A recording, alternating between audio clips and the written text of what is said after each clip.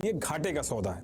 लेकिन उसके बाद भी ये जो बड़े बड़े सेलिब्रिटीज हैं, बिजनेसमैन हैं, पॉलिटिशियंस हैं, इन सबका इतना फायदा हो रहा है कि इस टोबैको इंडस्ट्री को खत्म ही नहीं होने देने। अब क्योंकि ये जो पैसा घूम रहा है, इससे फायदा तो हर किसी का हो रहा है, और जो नुकसान वाली बात है वो गरीब को झेलनी है। जान तो उसकी दाव पे लगी है, तो क्या ही बड़ी बात है। आपको क्या लगता है जो बड़े बड़े सेलिब्रिटीज पान मसाला वगैरह का ऐड करते हैं, ये खुद खाते होंगे क्या? अब तो कुछ पान मसाला बनाने वाली कंपनीज की इतनी हिम्मत हो गई है कि वो झूठ बोलने लगी है। आपने सुना होगा अपने यार दोस्त में कुछ लोग कहते हैं कि हम लोग गुटखा नहीं खाते, हम तो पान मसाला खाते हैं। तो उसके बारे में भी सुन लीजिए। देखिए, पहली चीज तो एक ऑर्गेनिक पान का पत्ता छोड़ के कुछ भी आप खाते हैं आपके लिए नुकसान ही करता है। ये जो सुपारी होती है लोग बड़े मजे से खाते हैं, WHO ने इसको एक कंफर्म्ड सब्सटेंस बताया है कैंसर के लिए। ज्यादा खाने से इसको इनसेंसिटिविटी बढ़ जाती है, स्पाइसी फूड खाने में दिक्कत होती है और आगे चल के कैंसर बनने के चांसेस बढ़ जाते हैं। दूसरी चीज, ये जो 1-2 रुपए की ये जो पान मसाले की पुड़िया मिलती है, इनकी शेल्फ लाइफ ज्यादा चले, ये ज्यादा दिन तक चले, इसलिए इसमें मैग्नीशियम डाला जाता है। और आप बार बार इसको खाओ, आपको इसकी आदत लगे और धीरे धीरे करके आप गुटखे पे शिफ्ट हो, इसके लिए इसमें निकोटीन यूज होता है। और ये दोनों प्रोडक्ट बैन है, लेकिन उसके बाद भी ये कंपनीज इसमें डालती हैं, इसको यूज करती हैं इसमें। और ऐसा मैं इसलिए कह रहा हूं क्योंकि 15 कंपनियों के ऊपर छापे पड़े, तो इनकी जब लैब टेस्टिंग हुई तो उसके अंदर मैग्नीशियम और निकोटीन दोनों पाए गए। और इसके बाद भी ये लोग रुक नहीं रहे, इन्होंने एक नया तरीका निकाला है। लाइम पाउडर के साथ इन्होंने कुछ ऐसे केमिकल्स यूज करना शुरू कर दिए हैं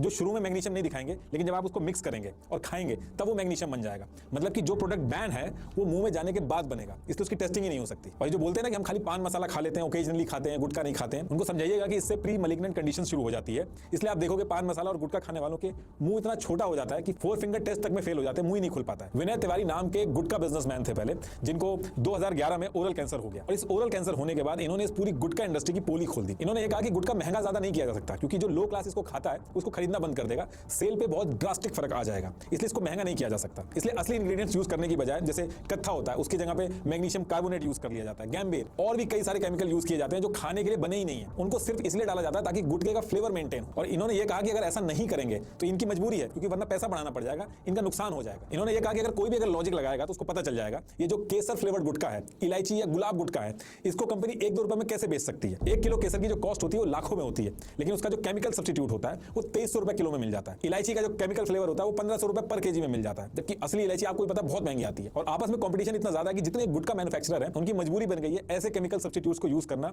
जिनकी वजह से कैंसर होते हैं, हेल्थ पे बहुत बुरा असर पड़ता है। ये जो गुटखा वगैरह खाते समय जो फ्लेवर्ड का जो टेस्ट आता है, ये सारा का सारा नॉन फ्रूट ग्रेड केमिकल से बनता है, जो कि चाइना से आता है। नॉन फ्रूट ग्रेड केमिकल कहने का मतलब मेरा यह है कि ऐसी चीज जो खाने के लिए बनी ही नहीं है। एक तो टोबैको अपने आप में इतना ज्यादा खतरनाक चीज होती है और उसमें ये जो केमिकल मिला दिए जाते हैं उससे ये और खतरनाक हो जाता है। इंडिया के अंदर 27 करोड़ लोग किसी ना किसी तरीके से टोबैको को कंज्यूम कर रहे हैं, और स्टडी के हिसाब से हर तीसरा बंदा, मतलब अगर 3 लोग टोबैको खा रहे हैं तो उसमें से हर तीसरा बंदा टोबैको की वजह से अपनी जान खो देता है। और इस डिटेल के हिसाब से इंडिया के अंदर 90 मिलियन लोगों की जान अभी खतरे में पड़ी हुई है। अगर आपके घर में कोई खाता होगा तो उसको समझाइएगा जरूर। लास्ट में एक बार फिर से आपको बता दूं कि कुकू FM की बाइट मिनी हैबिट्स एक बार जरूर सुनिएगा।